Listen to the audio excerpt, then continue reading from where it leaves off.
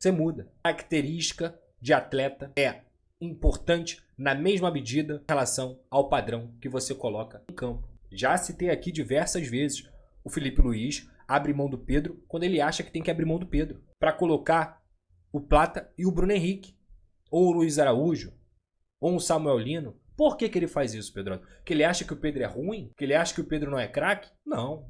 O Pedro joga pra caralho. O Pedro é craque. Ele não tem característica de marcar pressão. E ele não tem característica de fazer balanço com velocidade. Então, se você está dentro de uma partida que você percebe que o time adversário é mais forte e você optar, exemplo, tá? Vou dar um exemplo qualquer aqui, por Rinestrosa, Andrés Gomes, Brenner e Rojas, você vai ter uma equipe capaz tecnicamente e vai ter uma equipe capaz sem a bola, fisicamente, saúde, para o Barros e o Thiago Mendes não ficarem sobrecarregados. E quando eu tô falando isso aqui, gente, não é porque eu acho que o Coutinho tem que ser reserva, não. Para mim, o Coutinho é titular do Vasco. Ele tem que continuar como titular. Mas você ter a opção para mudar a forma como você joga é extremamente importante para você conseguir se adaptar aos adversários. Quando você se adapta aos adversários, a sua chance de vencer é maior. Esse é o caminho. Aí vou tocar aqui na questão do Puma Rodrigues. Paulo Henrique, para mim, ele é o titular do Vasco. Em condições normais, o Paulo Henrique é o titular. Só que tem 3 meses, 4 meses talvez, que o Paulo Henrique não chega perto do jogador que ele foi. O que ele fez o suficiente para chegar à seleção brasileira é espetacular, é indiscutível. Ele disparadamente foi o melhor lateral direito do Brasil em 2025.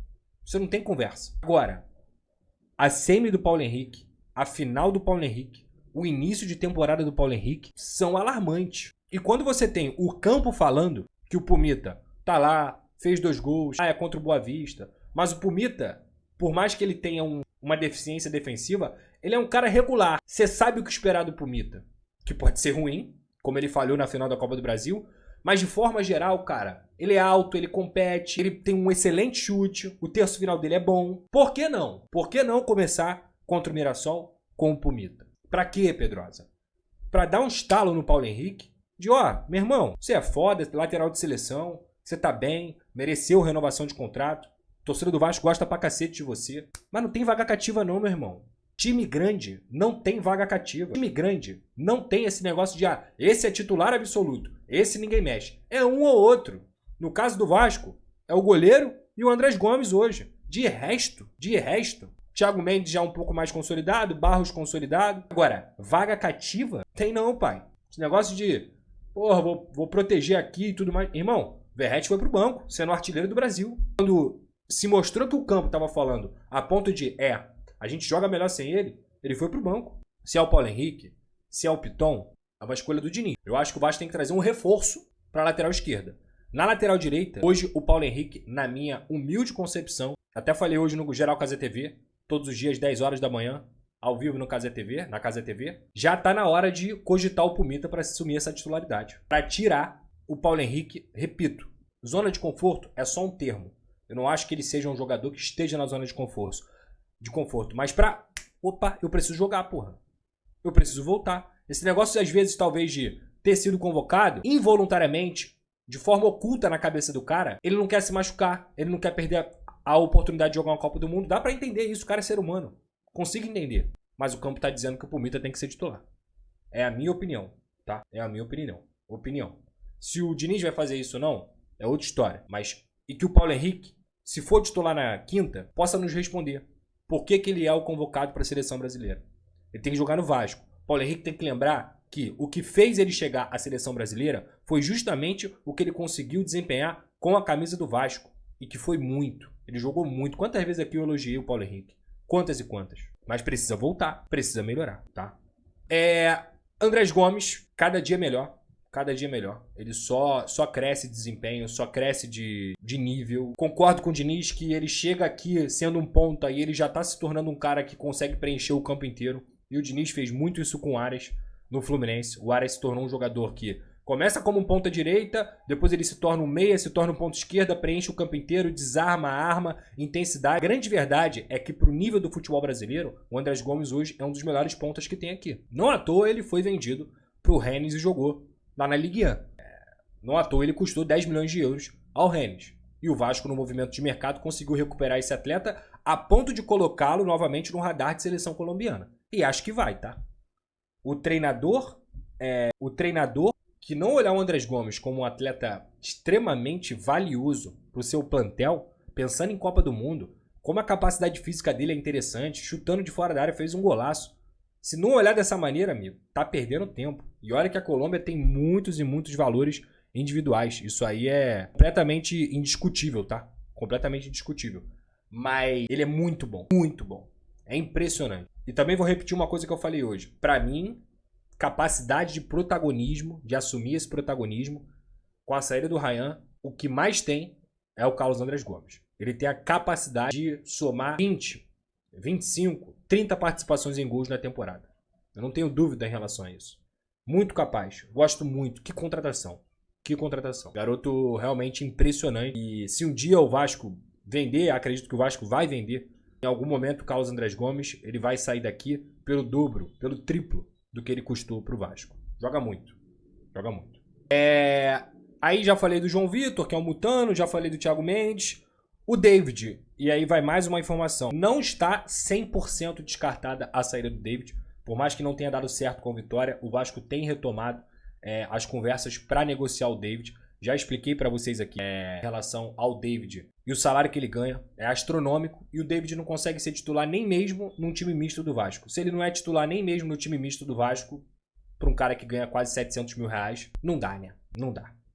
Não dá. Tem que realmente procurar negociar o David, na minha humilde visão. Estrela, aquela velha história, né? Jogador que não consegue ter sequência por conta do joelho dele. Muito mais do que pela qualidade que eu acredito que ele tenha. Tem mesmo. Mas ele precisa encontrar a sua melhora física. E o Adson é um jogador que, devagarzinho, com a grave lesão que ele teve, ainda acredito no Adson. Acredito. Ainda mais pro jogo do dia, a gente viu muito pouco de Adson com o Diniz. A gente viu muito pouco desse jogador que gosta de associar, desse jogador que é veloz, desse jogador que gosta de bater de fora da área. A gente viu muito pouco de Adson com o Diniz. De Adson no esquema do Diniz. E acho que ele tem condições totais de conseguir dar a volta por cima. Vamos ver a parte física. Agora, tecnicamente, de forma cognitiva falando também, o Adson é um bom jogador. Eu gosto dele. Tomara que ele consiga voltar e encontrar a sua melhor forma. Aí vou tocar novamente aqui, só pra gente poder finalizar essa parte e eu começar a ler os superchats, que é a questão defensiva, cara. Vocês sabem, eu não sou a favor de demite o Diniz, Diniz é uma merda, não sei o que, eu sou totalmente contra isso. Mas ao mesmo tempo, em nenhum momento eu vou deixar de observar aqui as necessidades que o Vasco tem. A parte defensiva do Vasco é aterrorizante. Diniz, você precisa ajustar essa consistência. O Vasco raramente joga bem defensivamente. Muito raro. O Vasco até compete, repito, com gatilhos de pressão pós-perda. Mas a recomposição do Vasco é terrível. A forma como o Vasco expõe a sua parte defensiva na profundidade é terrível. E se não fosse o Fusato e a pouca qualidade de finalizar dos jogadores do Boa Vista, o Vasco teria ou empatado ou perdido o jogo. É certo, é certo. E isso me preocupa muito, porque na quinta-feira o Vasco vai pegar o Mirassol.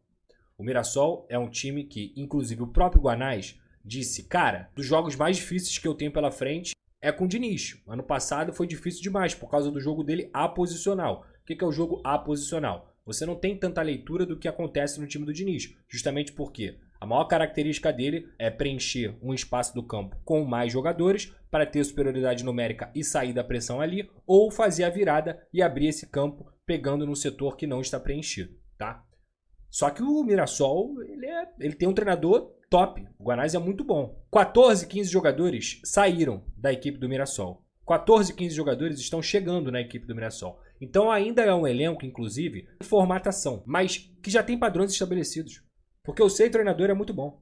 O seu treinador é uma das boas revelações que a gente teve aqui no futebol brasileiro, que é o Guanais. E eu tenho certeza absoluta que ele vai pressionar o Vasco a ponto não só de fazer o Vasco errar, como o Flamengo fez no jogo do Carioca, mas também usar a profundidade. Vai botar o Alisson lá, que é o ponta do Mirassol, que é muito veloz para poder atacar essas costas. Hoje o Mirassol ele tem um meio mais consistente, digamos assim, que pode também acabar ferindo o Vasco. Tem o Reinaldo, forçar bastante esse lado direito, no caso do Vasco, com o Reinaldo e com o Alisson, pode ser uma oportunidade. Vou até dar uma olhada aqui, qual foi o último time titular que o Mirassol atuou no Campeonato Paulista. Aqui, ó. Meteu 4-0 no São Bernardo. Mirassol é o quinto colocado do Campeonato Paulista, tá? Ó. Ele entrou aqui, ó, com o Galeano, que era o ponta lá do Ceará. Lembram dele? O ponta do Ceará, o Galeano. Veloz, chato, incomoda, marca a pressão. E ele entrou também com o Alisson, que é esse ponta que eu falei, que é muito chato também. Aí o velho conhecido de vocês, Yuri Lara e o José Aldo, que agora está sendo chamado de Aldo Filho. Eu estudei bastante o Mirassol porque nesse ano eu fiz Palmeiras e Mirassol pelo Campeonato Paulista. Então eu tô com um conhecimento bem legal desse time. E ele já colocou aqui outro jogador que veio do Ceará, o William Machado, que é um jogador que para mim vai ser titular, até porque o Gemes foi pro Fluminense. O Igor Formiga é um bom lateral, gosto dele, tem velocidade, também pode fazer essa fumaça pelo lado direito. E o Reinaldo é um cara que participa bastante. O Eduardo é aquele velho Eduardo também, que é o jogador que estava no meio do Botafogo, depois foi pro Cruzeiro e agora chegou ao Mirassol. Que é uma característica do próprio Mirassol, né? Pega jogadores que não estão tão badalados, mas que têm qualidade em algum momento da carreira. Fizeram isso com o Gabriel, que saiu. Eu acho que o Eduardo é um jogador que se encaixa nesse sistema, porque o melhor momento do Eduardo, inclusive com a camisa do Botafogo, foi quando o Botafogo utilizava a transição ofensiva como característica. Com o Luiz Castro, depois com o Arthur Jorge. E o Eduardo é muito bom, porque ele é muito inteligente nesse sentido. E o Renato Marques, que é um jogador que está desde o ano passado também, veloz, atacante que se movimenta. O banco do Mirassol, ele já cai um pouco de rendimento. Mas tem o Negueba, que foi titular em vários jogos do Mirassol no ano passado. O Shailon também, que é um canhotinho chato. O Luiz Otávio é um zagueiro que está entre a titularidade e a reserva. Denilson do Cuiabá, até demorou o Denilson ter saído do Cuiabá. Contrataram o Mugni também, que é um bom jogador. O Everton Galdino, o Natan Fogaça e o Neto Moura. Você olha de nome assim, você fala assim, porra, tem nada demais. Tem demais, porque o Mirassol é muito bem treinar. Esses jogadores do Mirassol entendem absolutamente como o time gosta de jogar. E eu acho, como o técnico gosta de jogar. Eu acho que vai ser um adversário já muito difícil para esse primeiro jogo do Vasco. Mas tem que pensar que ainda é um Mirassol em formação e o Vasco tem que pensar também em vencer a partida.